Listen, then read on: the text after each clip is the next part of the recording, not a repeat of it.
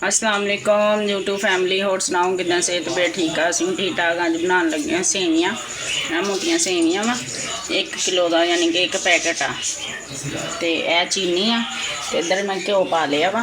ये 3 इलायचियाँ पा लिया, देखो 3 इलायचियाँ पाइया वा। थोड़ा जहा गर्म होंदा वा, तो ये आप देखो हल्का हल्का हो गया गर्म। ये आप सेवियां पा के भुननिया। बिस्मिल्लाह जी, देखो जी मैं इस तरह करके चंगी तरीके के नाल आप भुन लेना सेवियां।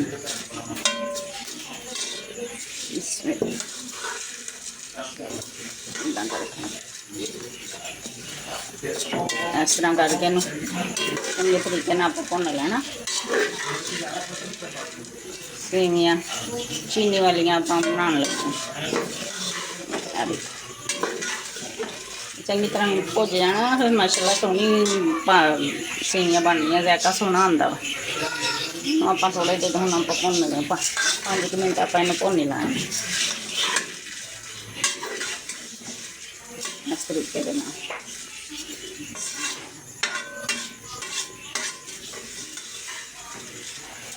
देखो माशाल्लाह इस तरह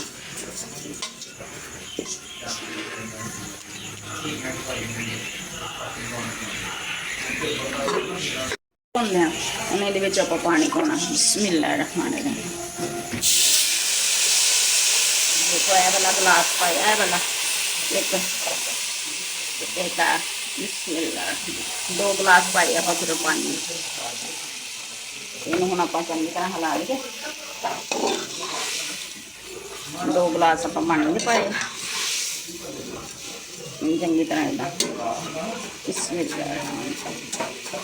तरह करके ना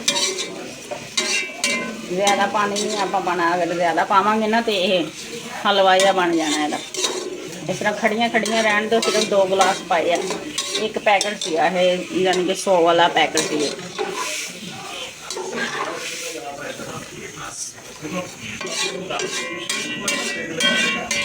थोड़ा जहा हो जाए नरम, नाल ही आप देखो माशाल्लाह चीनी। अगर तुहानू कम मिठा पसंद आ, हल्का पसंद आ, दे दो थोड़ी घट कर लेनी। अगर सानू थोड़ा ज़्यादा तेज़ थोड़ा जहा पसंद आ, तो इस करके यह चीनी इन्नी पानी है।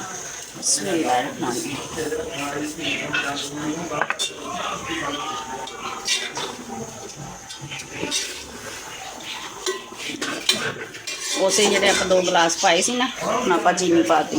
इस वजह तो देखो हम नरम हो गया ना, तो माशाल्लाह खड़िया खड़िया रहनिया, हलवा नहीं बनेगा इहदा। इस तरीके देना भेज गई ना, हम थोड़िया जी पक लिया पकने पानी खुशक हो रहा। ये हम आप देखो बदामां दी गिरियां आप कढ़ के ना ये आ देखो पा देनी।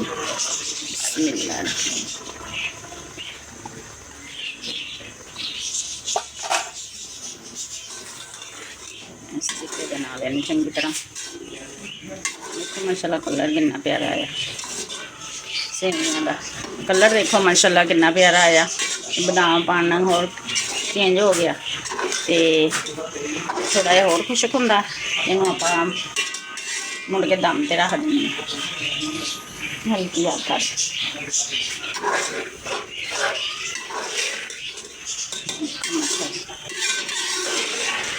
2 गिलास पानी के पाए, 2 गिलास पानी ना देखो माशाल्लाह। हम इनू आप देखो साइडों तो सैट करके हम इनू आप है ना दम ला लेना हल्की अग तो बिल्कुल।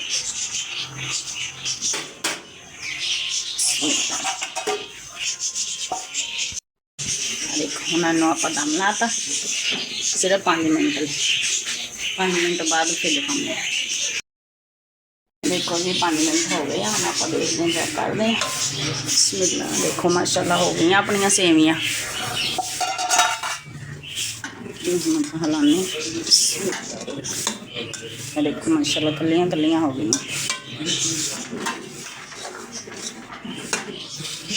देखो माशाल्लाह